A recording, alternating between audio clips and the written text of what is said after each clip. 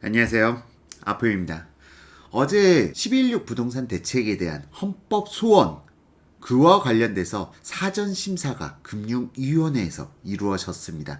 이와 관련돼서 금융위원회에서는 발빠르게 보도자료를 배포했고요. 그리고 이에 대한 보도자료가 이와 같이 발표되었습니다.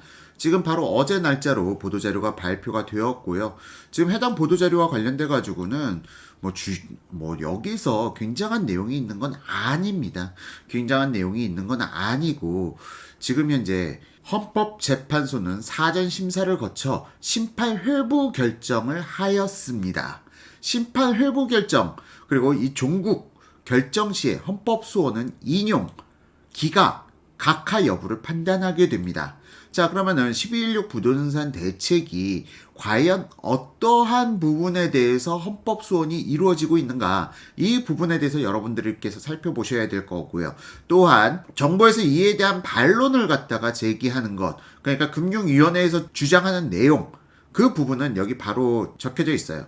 시중 자금이 부동산 부분으로 지나친 쏠림 현상을 개선하려는 거시 건전성 관리 조치 일환으로 금융감독 관련 법령이 유임한 범위 내의 조치로 판단하고 있다. 자, 어쨌든 이건 정부에서 이렇게 판단하고 있다는 거예요. 금융감독 관련 법령이 유임한 범위 내의 조치다.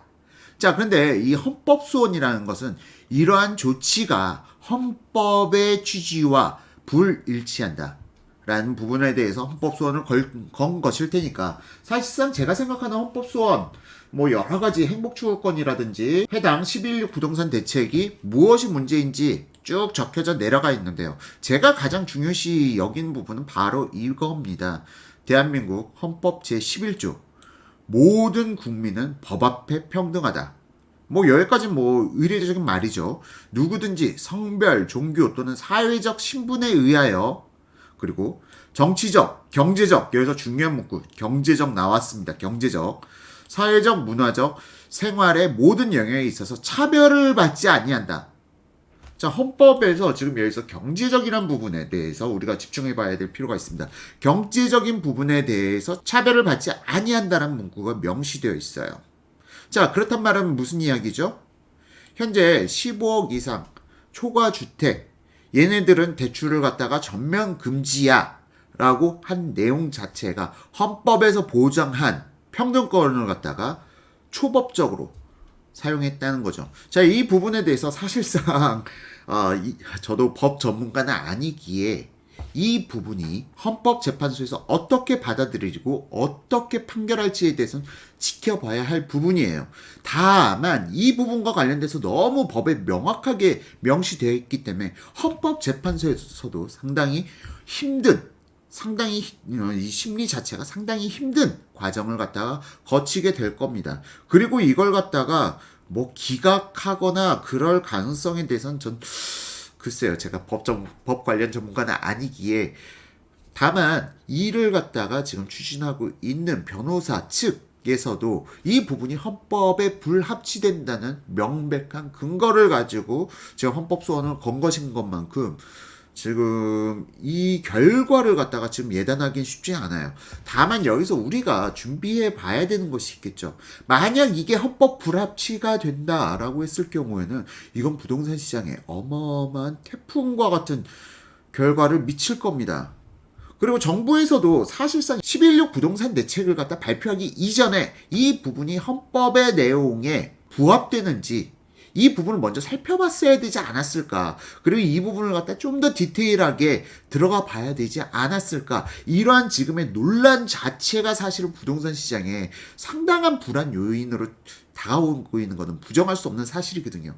만에 하나 15억 이상 대출 금지는 헌법 11조에서 보장한 평등권에 위배된다라고 땅땅땅 판결이 나게 된다면 부동산 시장의 혼란은 너무나도 커지게 되는 거고, 이에 대한 재판부 역시도 사실은 지금 이 재판 자체가 너무나도 부담스러운 재판이에요. 이 재판이 헌법에 불합치된다라고 해가지고 판결이 났을 때 부동산 시장이 어마어마한 폭등을 거친다? 그에 대한 책임에 대한 것도 헌법재판소의 책임으로 넘겨질 가능성이 너무나도 높기 때문에 헌법재판소에서도 상당히 부담스러운 재판이다. 그런데 여기서 살펴봐야 될 부분은 이 법 12.16 부동산 대책을 갖다가 헌법에 불합치하게 만들어서 발표한 국토교통부의 책임이 사실은 제일 1차적인 책임이란 사실입니다. 국토교통부에서 법적인 충분한 검토를 거치지 않고 이러한 시비거리를 갖다 만들어냈다는 것 자체가 문제고요. 만약 헌법재판소에서 국토교통부가 혹은 금융위원회가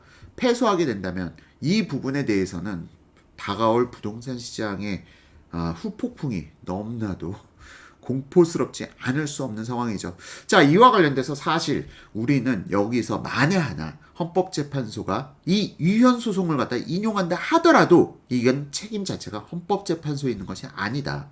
그리고 이러한 11.6 부동산 대책을 기획하고 이거에 대해서 충분히 법적 사전 검토를 하지 않은 바로 국토교통부와 금융위원회가 책임져야 될 몫이 아닐까 생각이 듭니다.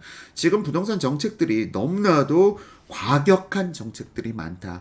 그런데 이 과격한 정책들은 반드시 부작용을 갖다 일으키게 됩니다. 이와 관련된 부작용들 지금 벌써 제가 재작년부터 방송해왔던 현 정부 부동산 정책의 문제점이 이제 현재 부동산 시장에서 가시화되어 나타나고 있습니다. 지금 이러한 부분들 다음 방송에서 또 연달아서 방송을 보내드릴 거고요. 지금 정부의 과도한 부동산 정책으로 인해서 어떠한 부작용이 지금 부동산 시장에 나타나고 있는지 아포유의 과거 예측들 과연 어느 정도나 맞아떨어지는 건지 한번 검증해보는 시간을 마련해 보도록 하겠습니다. 자, 오늘 방송 여기서 마치도록 하고요. 바로 연달아 방송을 촬영하고 여러분들께 현 정부의 잘못된 부동산 정책으로 인해서 어떠한 부작용들이 나타나고 있는지 차기 방송에서 이어 방송 진행하도록 하겠습니다. 지금까지 시청해주신 분들께 진심으로 감사드립니다.